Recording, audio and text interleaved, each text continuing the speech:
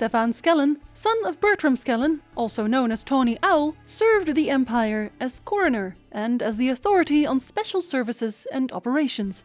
It was a well-known fact that nothing ever surprised Tony Owl, or at least not usually, until a certain Ciri came into everyone's lives.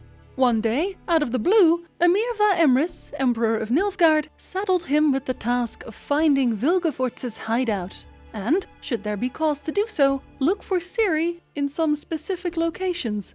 To this end, he gave Skellen leave to assemble a special unit which Skellen would personally command. They were to be ready for anything, and they could not be afraid of magic. Once they found Vilgefortz's hideout, they were to capture said hideout and kill Vilgefortz, along with any other mage found near him. Little did Emir know, Skellen was in fact in league with a group of conspirators looking to overthrow the Emperor and place their own pawn on the imperial throne.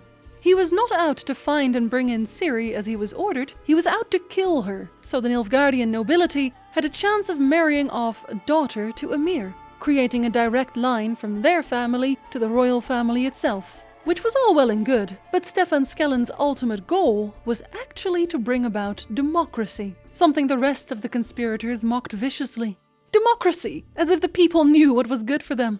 Eventually, Skellen picks up on Ciri's trail, realizing that she rides with a bandit gang called the Rats. A prefect he speaks to a while later, a prefect who is in fact also saddled with finding Ciri on Skellen's orders, thinking it's imperial orders, starts to realize that the seventh rat might in fact be Ciri.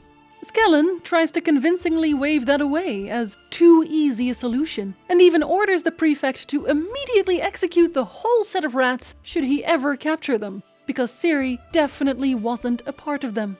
At one point, Skellen also hires Leo Bonhart to find Ciri, dead or alive. And as Bonhart was going to get her at some point anyway, he takes the deal. In the meantime, Skellen sets off for Fort Rocaine in Maegd to recruit for his new special unit as ordered by Emir. He recruited quite a set of characters indeed, all of them bandits of the worst kind, and most of them knew Skellen well enough, because Skellen was a bandit at heart, and every other part of his body, honestly. The same day as this team's assembly, Skellen received a message of Ciri's whereabouts. Bonhart had found the girl, but he hadn't killed her, nor handed her over to Skellen. Thus they rode out to find him, following his trail as closely as they could. But before they managed to find Bonhart, one of Skellen's unit figured out that they were being followed by an invisible spy themselves. Rience, one of Vilgefortz's underlings. Vilgefortz, who was also after Ciri, of course. They set up a plan to expose him in the town of Unicorn. They pretended to all gather together to look at an extremely important document, and then, out of nowhere, they jumped the invisible Rience, as pointed out by the magically sensitive lass in their group. They flung buckets of cream all over him, coupled with a barrel of flour, exposing him immediately. They intended to get every bit of information out of him after all that trouble. "Bloody hell!" the spy howled. "Skellen, you surely don't mean—" Tony Owl leaned over, his face a little changed. "First, it's Mr. Skellen," he hissed.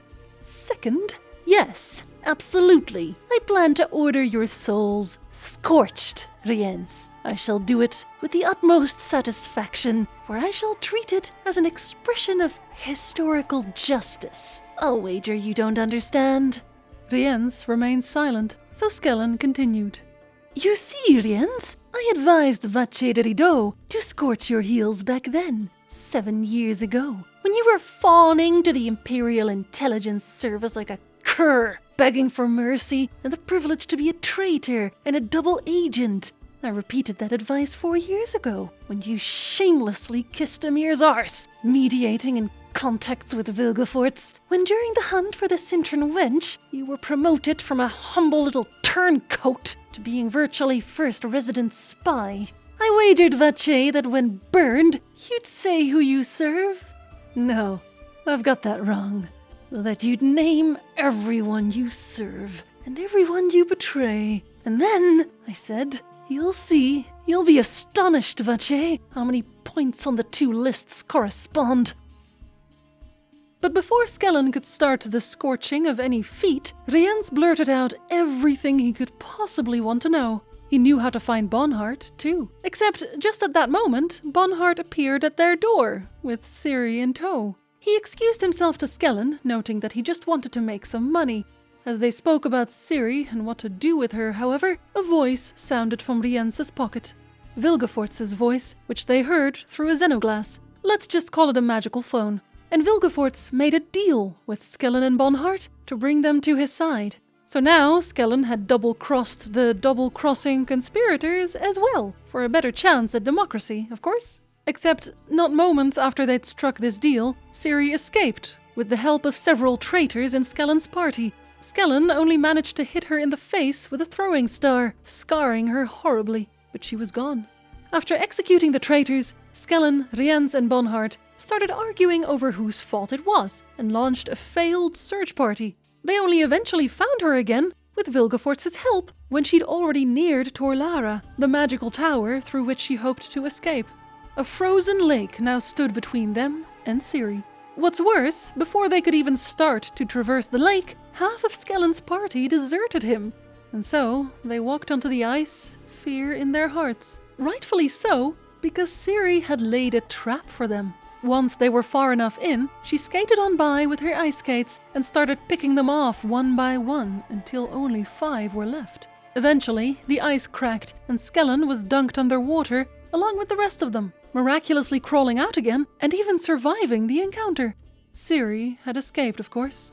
Deciding to give up for now, he returns to the castle of Vilgefortz in the company of a rather heavy cold. He spent most of his time there coughing and sneezing, something duly noted by his conspirator friends when he decided to join their meeting in Toussaint shortly afterwards. A meeting Geralt eavesdropped on. During their conversations, it was decided that Emiava Emrys should be assassinated. It was the only way. Skellen even had the perfect solution for them. Skellen now spoke for Vilgefortz, a powerful sorcerer the conspirators were more than happy to accept into their ranks. And this new master would send Yennefer out to kill Emhyr, magically cloaked. She would be hypnotized like a golem and then end her own life after she killed the Emperor. And while everyone agreed to that plan, they also asked Skellen to reveal the hideout of Vilgefortz as a gesture of goodwill. After some pressure, he did in fact reveal said hideout, something Geralt was all too eager to hear. Eventually, Ciri arrived at Stygia Castle, the previously mentioned hideout, and was greeted by Skellen. He was there when Vilgefortz denied her offer to trade her own life for Yennefer. He was there when Vilgefortz explained what he'd do to Ciri, there to agree and enthusiastically nod at Bonhart's horrible ideas, and he was there when Geralt attacked the castle. Vilgefortz sent Skellen off immediately to stop the Witcher, something Skellen was definitely not happy with because he thought it might be Emhyr.